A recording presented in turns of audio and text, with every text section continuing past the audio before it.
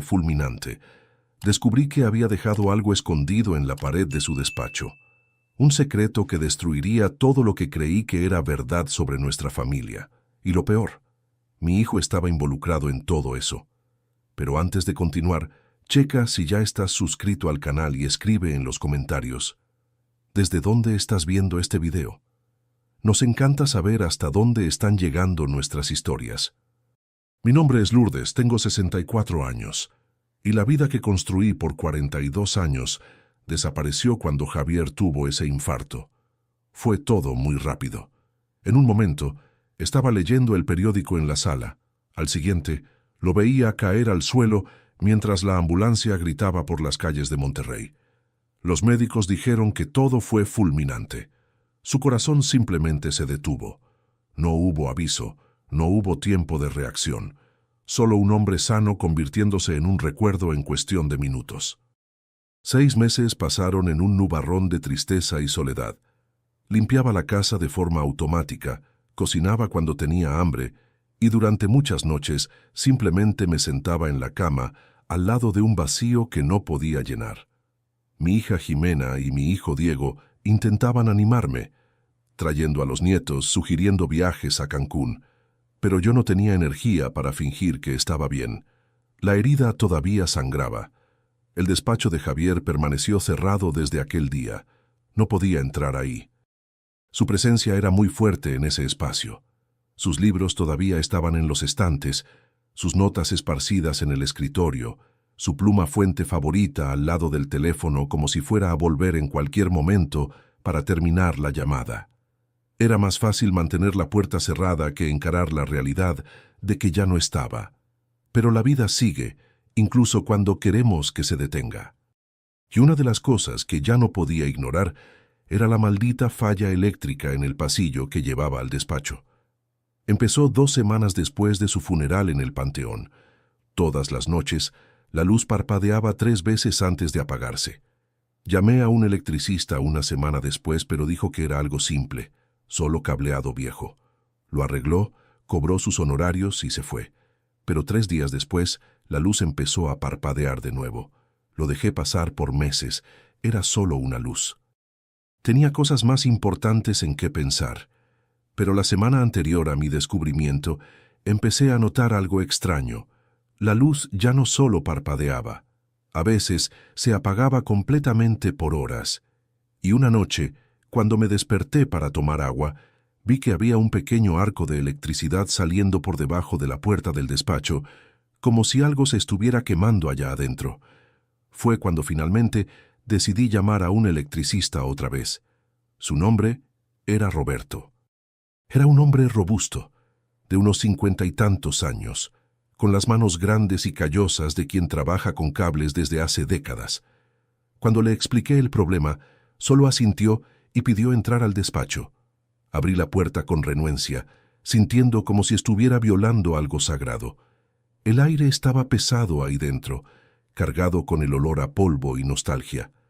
Roberto examinó el tablero de luz que estaba escondido detrás de un panel de madera en la esquina de la sala. Agachó la cabeza para mirar mejor, movió algunos cables y después se giró hacia mí con una expresión que nunca había visto antes. «Doña Lourdes, esto está muy raro», dijo con voz extraña. «Su cableado viejo no tiene nada que ver con los problemas. Alguien saboteó esto a propósito. Y recientemente sentí el corazón dispararse». ¿Saboteó? ¿Pero por qué? ¿Y quién tendría acceso al despacho de Javier para hacer algo así? «Voy a necesitar desarmar esto para entender mejor», continuó Roberto. «Pero primero, ¿tiene algo programado para hoy? Esto va a tomar tiempo». Recordé inmediatamente. Iba de camino a la presentación de ballet de mi nieta Paola. Mi hijo Diego había insistido en que fuera, diciendo que Paola no podía quedarse sin su abuela en la audiencia. Era su primera presentación en una academia de danza, algo que a Javier le hubiera encantado ver. «Tengo un compromiso importante», le dije a Roberto, «pero no es tan importante como esto. ¿Cuánto tiempo necesita?» «Unas 3 horas», respondió él abriendo ya su caja de herramientas. «Puede ir a su compromiso. Yo me quedo aquí». Dudé. Dejar a un extraño solo en casa no era mi costumbre, pero algo me decía que esto era importante, que lo que sea que estuviera pasando con ese cableado era solo el comienzo de algo mucho más grande. Me dirigí a la presentación de Paola con el corazón pesado. Me senté en la audiencia al lado de Jimena y Diego, pero no podía concentrarme en el espectáculo. Mi mente estaba en el despacho, en Roberto desarmando cables, en los misterios que Javier había dejado atrás. ¿Qué había escondido? ¿Y por qué? Paola bailó hermoso. Me propuse decirle después, abrazarla fuerte y decirle que su abuela estaba muy orgullosa. Pero durante todo el tiempo mi teléfono quemaba en mi bolsillo como una brasa. Cuando recibimos el aviso de que los padres podían ir a buscar a los niños tras bambalinas, ya estaba de pie. Le di un abrazo rápido a Paola, le prometí ver todas sus futuras presentaciones y corrí a mi coche. El camino de regreso a casa nunca me pareció tan largo. Mi teléfono sonó cuando estaba a 10 minutos de distancia. Era Roberto. Su voz tenía esa tensión otra vez, la misma que escuché cuando entró al despacho. «Doña Lourdes tiene que volver a casa ahora mismo», dijo sin preámbulos. «Descubrí algo muy grande, pero no le cuente a nadie sobre esto. A nadie, ¿entendió?»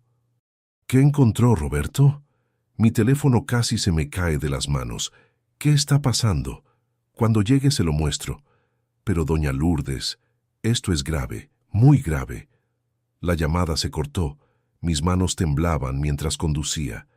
Mi corazón latía tan fuerte que podía escucharlo incluso con el motor del coche rugiendo. ¿Qué podría haber escondido Javier que fuera tan importante? Un secreto tan oscuro que un electricista desconocido hablaría con esa voz asustada. Cuando llegué a casa, la camioneta de Roberto todavía estaba en la entrada. Abrí la puerta principal con los dedos temblando. El aire dentro de la casa se sentía diferente, más pesado, más oscuro. Roberto me esperaba en el pasillo, con el rostro pálido bajo el sudor. «Venga», dijo, «tiene que ver esto». El despacho de Javier nunca se había sentido tan violado. El panel de madera que escondía el tablero eléctrico había sido removido completamente, dejando visibles no solo los cables, muchos de los cuales habían sido conectados de maneras extrañas, sino también una abertura en la pared que nunca había notado. «Aquí», señaló Roberto, encendiendo su linterna. «¿Ve esto?» Me acerqué lentamente, mi cuerpo moviéndose como si estuviera bajo el agua. La abertura era pequeña, tal vez unos 30 centímetros de alto, pero profunda, y dentro de ella había algo. «Lo encontré por casualidad cuando estaba investigando los cables», continuó Roberto. «Había un cable pasando por detrás del panel que no tenía conexión con nada. Cuando jalé, descubrí que estaba atado a un cajón escondido. Su cableado saboteado era solo una distracción. Alguien quería que nadie descubriera esto. Dentro de ese pequeño cajón de madera había una caja de metal oxidada. Y dentro de esa caja, documentos, pilas y pilas de documentos con la letra de Javier. Mi esposo era un contador respetado en la Ciudad de México. Había trabajado por 40 años con números, con registros, con la confianza de sus clientes. Pero esos documentos no parecían ser registros normales. Empecé a leer y con cada página sentía como si una parte de mi alma estuviera muriendo lentamente. Transferencias bancarias irregulares. Cantidades que salían de cuentas de clientes y llegaban a cuentas internacionales de las que nunca había oído hablar. Notas con su puño y letra, fechadas hace 3 años. Diego no sabe nada todavía, pero tiene que saber que heredará esto. Necesitará saber qué hacer cuando yo falte. Diego, mi hijo de 38 años, que trabajaba como abogado, que se había casado con una mujer llamada Aranza, que nunca me había caído bien, aunque ella fingía ser encantadora. Había más. Documentos con firmas de clientes, pero la letra era de Javier. Cifras alteradas, desvíos de capital, crímenes tan obvios que me pregunté cómo nadie se había dado cuenta. «¿Doña Lourdes?» La voz de Roberto pareció venir de muy lejos. «¿Se encuentra bien?» No estaba bien. Estaba lejos de estarlo. Mi marido, el hombre con el que compartí 42 años de vida, que me daba un beso en la frente cada mañana antes de irse a trabajar, que lloró cuando nació nuestro primer hijo, que bailaba conmigo en la cocina mientras hacíamos la cena. Ese hombre era un criminal. No solo eso, había dejado pruebas. Había dejado todo esto aquí para que alguien lo encontrara. «Hay algo más», dijo Roberto, señalando otro compartimento que no había notado. «Esto parece ser un diario». Un diario encuadernado en cuero café, con la inicial J en oro en la portada. La portada de un diario que yo le había regalado a Javier por su cumpleaños hacía 5 años. Con los dedos que no reconocía como míos, abrí aquel diario. La primera página tenía una fecha, 3 años y medio atrás, y una frase que me heló la sangre. Si estás leyendo esto, significa que finalmente lo descubrieron, y significa que algo muy malo está por suceder. Me senté en el suelo del despacho de Javier, ese hombre al que amé y creí conocer, y empecé a leer las confesiones de un extraño que usaba su nombre. La historia que contaba era la de un hombre desesperado, un hombre que había tomado una mala decisión años atrás y que había pasado 3 décadas pagando por ella. Una decisión que involucraba a mi hijo Diego, una decisión que, según Javier, había destruido vidas. Y ahora, 3 años después de que Javier escribiera ese diario, ese mismo hijo se había casado con una mujer cuyo nombre aparecía varias veces en las notas de mi marido, una mujer que tenía acceso a sus cuentas bancarias, una mujer que, según los últimos escritos del diario, había amenazado con exponer todo si Javier no seguía ayudando con las transferencias ilegales. Mi corazón estaba demasiado acelerado.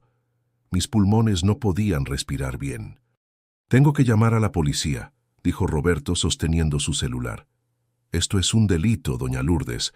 Lavado de dinero, tal vez fraude». Levanté la mano temblando. «Espere. Déjeme leer todo primero. Necesito entender esto antes de...» «¿Antes de qué?», preguntó Roberto suavemente. «Antes de destruir a mi familia», estuve a punto de decir, pero no pude pronunciar las palabras. Pasé las siguientes 3 horas leyendo el diario de Javier como si leyera la confesión de un hombre que estaba muriendo, porque en esencia era exactamente eso. La historia comenzaba en una cafetería en Coyoacán. 25 años atrás, Javier había conocido a un hombre llamado Marcelo en un curso de actualización fiscal. Marcelo era carismático, vestía de traje fino, siempre con historias interesantes sobre negocios e inversiones. Se hicieron amigos, pero Marcelo no era solo un colega. Era el brazo derecho de un hombre muy poderoso e influyente, un hombre involucrado en negocios que no se mencionan en pláticas decentes. Y un día, Marcelo le pidió un pequeño favor a Javier.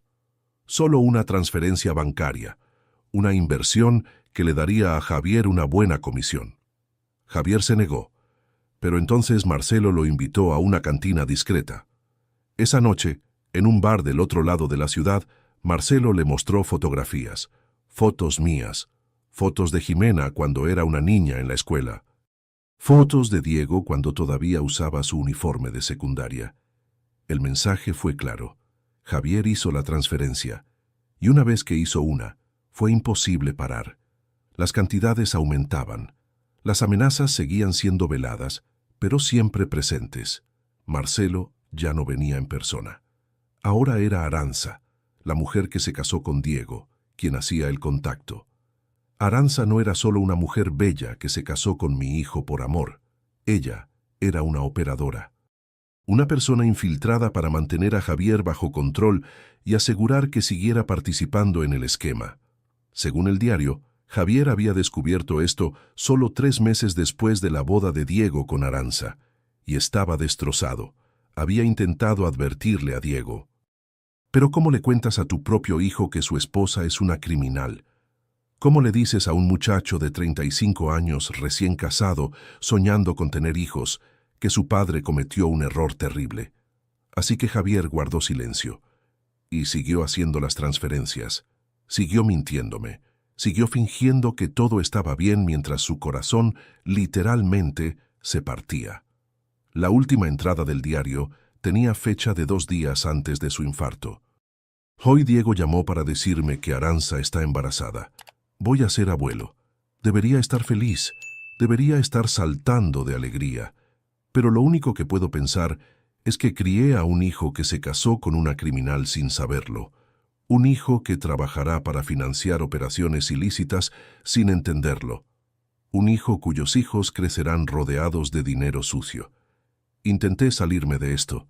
Traté de pedir mi retiro, pero me lo dejaron muy claro.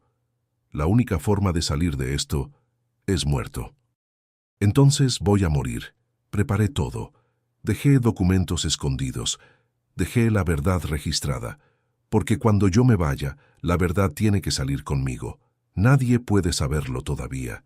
Si la policía se mete, irán por todos. Por mi querida Lourdes, por mi hija Jimena, por mi hijo Diego. Moriré en silencio, pero dejo esto aquí como una última forma de amor. Para que, cuando llegue el momento adecuado, cuando todos estén a salvo, alguien pueda venir y descubrirlo. Alguien pueda entender que no fui el villano de esta historia. Fui solo un hombre que amaba demasiado a su familia, como para ponerlos en peligro. Te amo, Lourdes. Perdóname. Solté el diario con las manos temblando. Roberto había salido de la habitación para darme privacidad. Estaba sola en el despacho de Javier, rodeada de secretos que él cargó solo por 3 décadas. Sola con la comprensión horrible de que mi marido había saboteado su propia salud, que había llevado una vida de mentiras, solo para protegerme. El pecho me dolía, como si el infarto hubiera sido mío, no de él. Pasé la noche leyendo todo de nuevo, cada documento, cada nota, cada confesión. Roberto se ofreció a llamar a la policía, pero le pedí que no lo hiciera, al menos no esa noche. Necesito tiempo, le dije. Necesito pensar qué hacer. Él aceptó, aunque con dudas. Me ayudó a guardar todo de vuelta en la caja de metal y a poner los documentos en una bolsa que nadie reconocería. Le dejé una nota de agradecimiento y una cantidad generosa de dinero sobre la mesa. Él entendió que era por su discreción. Cuando salió, cerré la puerta con llave y me senté en la cocina a oscuras con un café que no podía tomar. ¿Qué hacer? Llamar a la policía significaría destruir a Diego. Significaría que mi hijo tendría que elegir entre su carrera como abogado o su vida personal. Significaría que su hija crecería sabiendo que su madre era una criminal, pero no llamar a la policía significaba dejar que los criminales siguieran operando. Significaba que mi esposo había muerto en vano. Estaba tan absorta en mis pensamientos que casi no escuché el coche entrando a la cochera. Eran las 2 de la mañana. Miré por la ventana y sentí que el estómago se me hundía. Era Diego. Y Aranza venía con él. Mi hijo nunca venía a casa a esta hora sin avisar. Algo estaba muy mal. Abrí la puerta antes de que tocara el timbre. «Mamá», dijo Diego con los ojos rojos e hinchados de tanto llorar. «Mamá, vinimos porque algo muy malo está pasando». Aranza estaba detrás de él, con su expresión elegante y fría, completamente diferente de la personalidad cálida que siempre fingía frente a mí. «Por favor, pasen», dije, con el corazón acelerado. Nos sentamos en la sala. Diego empezó a llorar. Aranza observaba con una pequeña sonrisa en los labios. «Mamá, descubrí esto hace poco. Encontré documentos en la oficina de Aranza. Mamá, yo no sabía. Juro que no sabía en qué estaba metida ella». Diego explicó todo entre sollozos y lágrimas. Sobre el dinero que venía de inversiones, sobre las transferencias extrañas, sobre el embarazo de Aranza, que él creía que era por amor, pero que en realidad era una manipulación para mantenerlo atado a ella. «Yo la amaba», lloraba Diego. «¿Cómo pudo hacerme esto? ¿Cómo pudo usar a nuestro hijo como...?» «Silencio, Diego», dijo Aranza, con la voz cortante como un vidrio. «Tu padre ya sabía todo, y él siguió haciendo exactamente lo que se esperaba.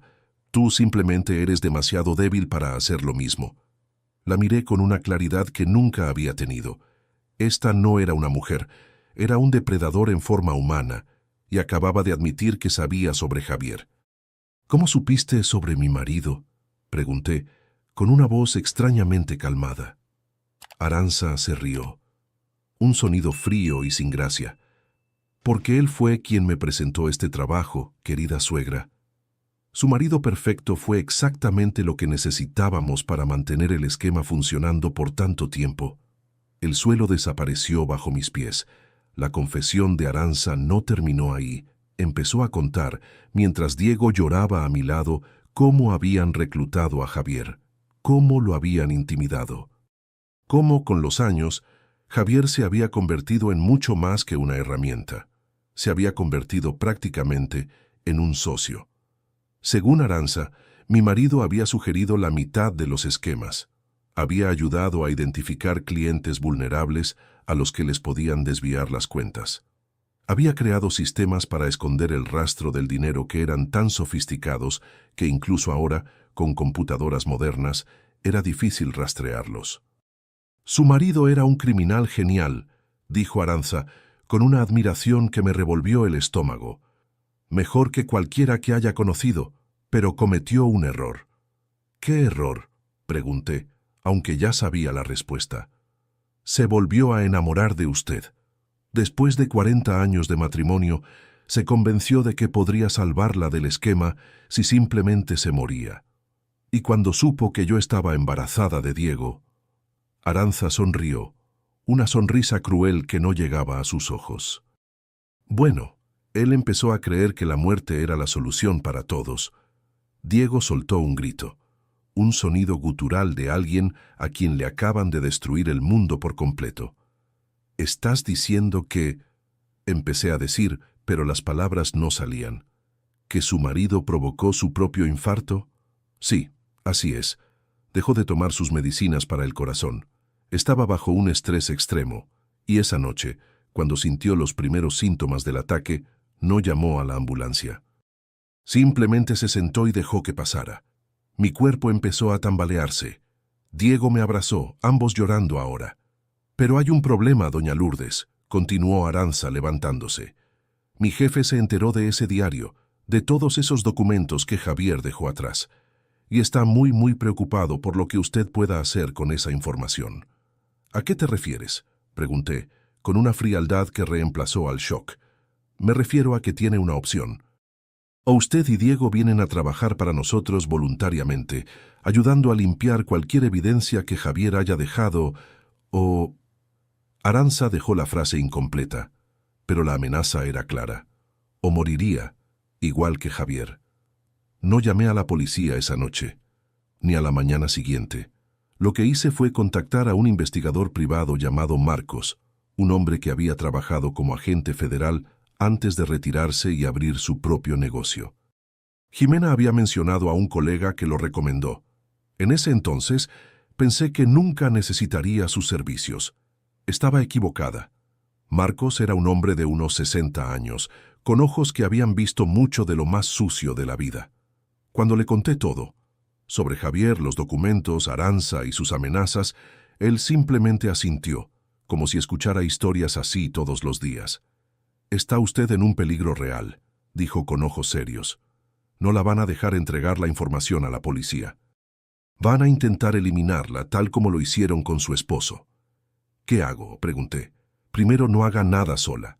Segundo, necesitamos reunir más evidencia.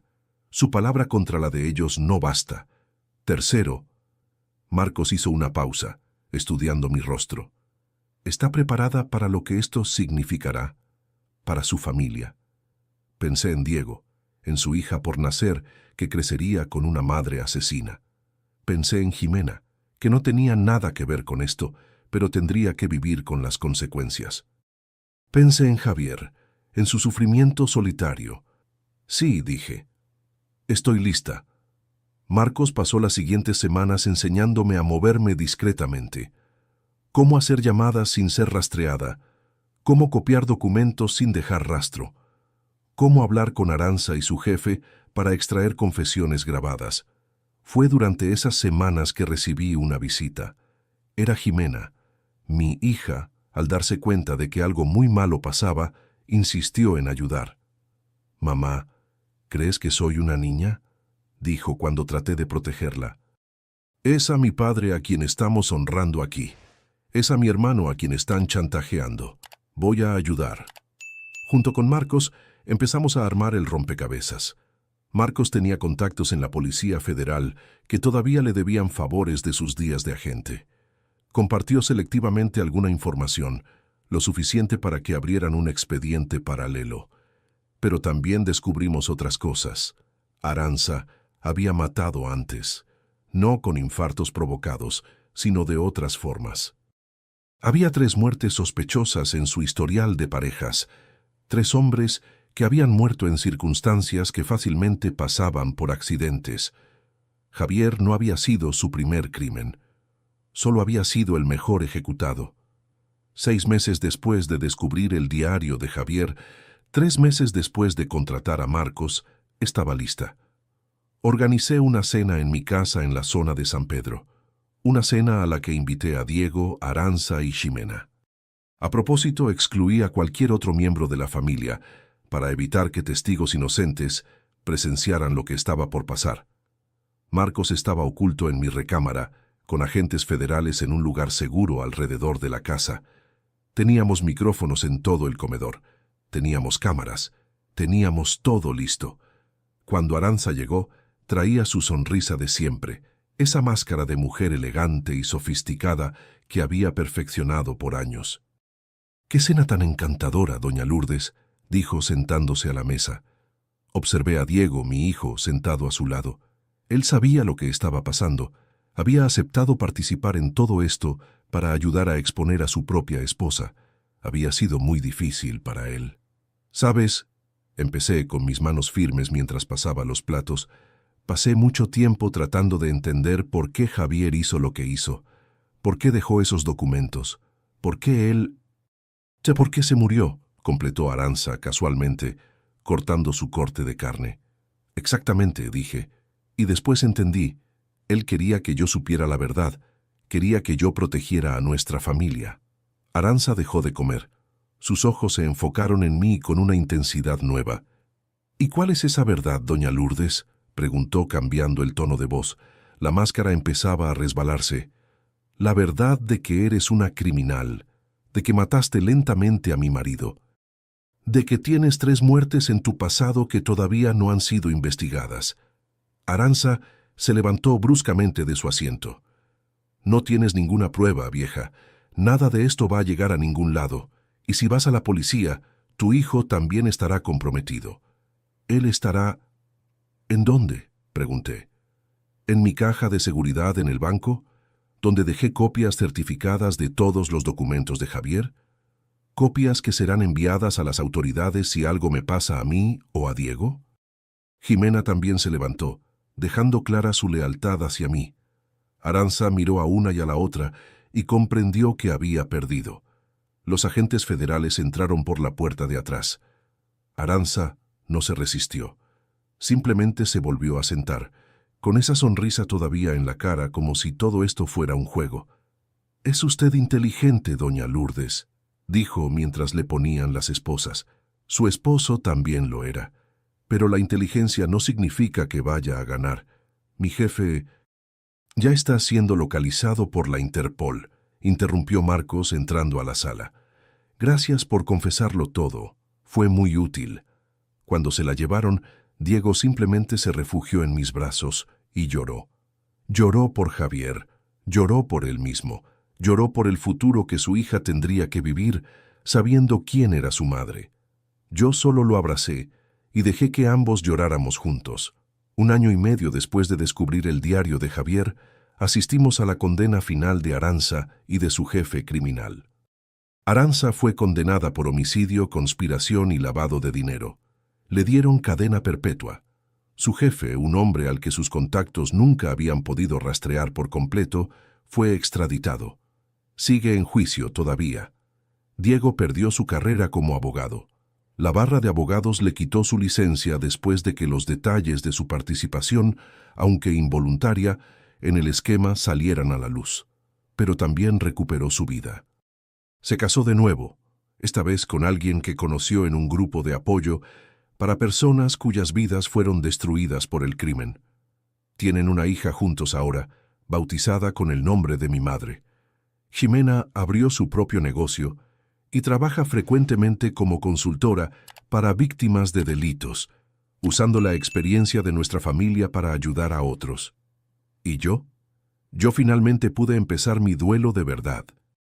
Porque durante todo ese tiempo, durante los 6 meses tras la muerte de Javier, durante los meses que descubrí los secretos, durante el enfrentamiento con Aranza, estuve viviendo como un autómata, movida por el coraje y el sentido del deber. Pero ahora, con todo terminado, con la justicia hecha, pude permitirme sentir como una mujer que había perdido a su esposo. Visito su tumba cada semana, me siento a su lado y le hablo de los nietos, de Jimena, de Diego. Le digo que ahora entiendo por qué hizo lo que hizo, que a pesar de todo sé que me amaba. Encontré una copia del diario que Javier escribió. He leído sus últimas palabras tantas veces que me las sé de memoria. Te amo, Lourdes. Perdóname. Lo perdoné. Hace mucho tiempo lo perdoné. Porque entendí, finalmente, que Javier fue tanto una víctima como un villano en su propia historia. Un hombre bueno atrapado en circunstancias malas. Un hombre que amaba a su familia demasiado como para ponerla en riesgo. Un hombre que, al final, eligió la muerte como la única forma de liberar a los que amaba. No fue la elección que yo habría hecho. No es la elección que nadie debería tener que hacer, pero fue su elección. Y ahora a mis 65 años estoy aprendiendo a vivir de nuevo, no como la viuda de Javier, no como la mujer que perdió a su marido, sino como Lourdes, una mujer que sobrevivió a cosas que la mayoría no podría soportar. Jimena me convenció de volver a hacer las cosas que amaba: baile, pintura, voluntariado, cosas que había dejado atrás cuando Javier se fue. Paola, mi nieta, sigue en sus clases de ballet. Asisto a todas sus presentaciones, siempre con un lugar vacío a mi lado. Un lugar para Javier, para el abuelo que ella nunca conocerá, pero cuyo legado de valor cambiaría su vida. Porque esa es la verdad que nadie dice sobre los secretos. No mueren cuando las personas mueren. Siguen viviendo, transformándose, destruyendo y reconstruyendo todo lo que tocan. Javier destruyó nuestra familia cuando intentó protegerla. Pero al destruirla, también nos dio la oportunidad de reconstruir algo mejor, algo más honesto, algo verdadero. Y por eso, incluso en mi luto, estoy agradecida. Ahora, si te gustó esta historia, haz clic en suscribirse y cuéntame en los comentarios qué parte te dejó con la boca abierta. Y no olvides unirte como miembro para tener acceso